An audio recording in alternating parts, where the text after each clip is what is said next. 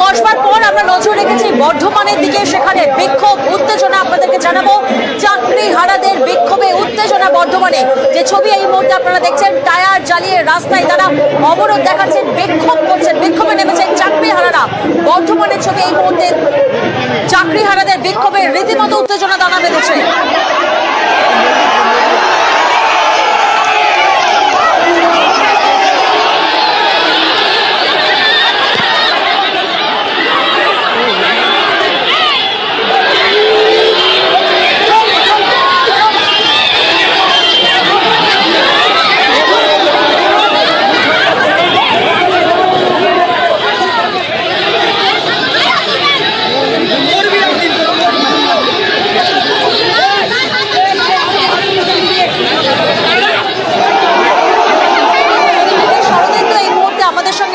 শরদিন্দু, যে ছবি আমরা দেখছি, তুমুল উত্তেজনা, চাকরিহারাদের বিক্ষোভ, সেখানে এই মুহূর্তে কি পরিস্থিতি?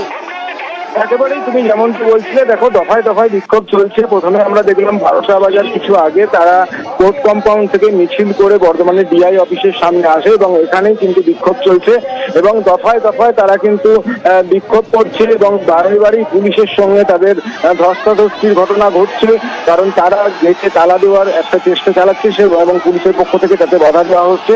এবং এই যে ধাক্কাধাক্কি, এতে কিন্তু বেশ কয়েকজন চাকরিহারা তারা অসুস্থ হয়ে পড়েছে আমরা দেখছি এবং পাশাপাশি টায়ার জ্বালিয়ে বিক্ষোভ চলছে। সেই সঙ্গে ডিআই অফিসের সামনের যে রাস্তা, সেই রাস্তা অবরোধ করে রাখা হয়েছে।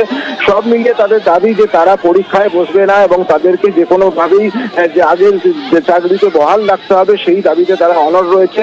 সব মিলিয়ে এখনো বিক্ষোভ চলছে এবং তার জেরে উত্তেজনা রয়েছে এবং বিশাল পুলিশ বাহিনী এলাকায় মোতায়েন রয়েছে। এখন কতক্ষণ এই বিক্ষোভ চলে সেটাই দেখার এবং পাশাপাশি যাতে বড় রকমের উত্তেজনা কোনো পরিস্থিতি না তৈরি হয়, সেই জন্য জেলা পুলিশের পক্ষ থেকেও তৈরি থাকা হয়েছে। সব মিলিয়ে শিক্ষকরা কিন্তু তাদের দাবিতে অনড় রয়েছে, তারা ডিআই অফিস ঘেরাও করে রেখেছে এবং বিক্ষোভ দেখাচ্ছে।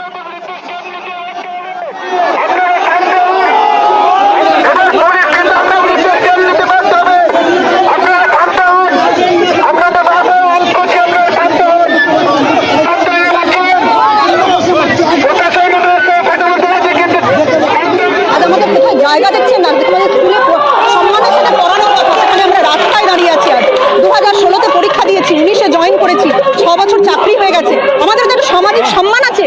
কত মানুষ রাস্তায় বসে গেছে সর্বশান্ত, নেক্সট মান্থে মাইনে না পেলে কিভাবে কি টাকা দেবে কিছু জানে না। আমাদের 3টে দাবি, যোগ্য লিস্ট অযোগ্য লিস্ট আলাদা করতে হবে এবং সেই লিস্ট সবার অ্যাক্সেসিবিলিটিতে করতে হবে। প্রত্যেকটা লোক যেন আইডেন্টিফাই করতে পারে কে যোগ্য কে অযোগ্য। রাস্তায় বেরোলে যেন আমাদের দিকে আঙুল না ওঠে এবং আমরা কোনো রকম রি এক্সাম দেবো না। মাল্টিপল স্টেপস পার করে আজকে আমরা এখানে এসেছি।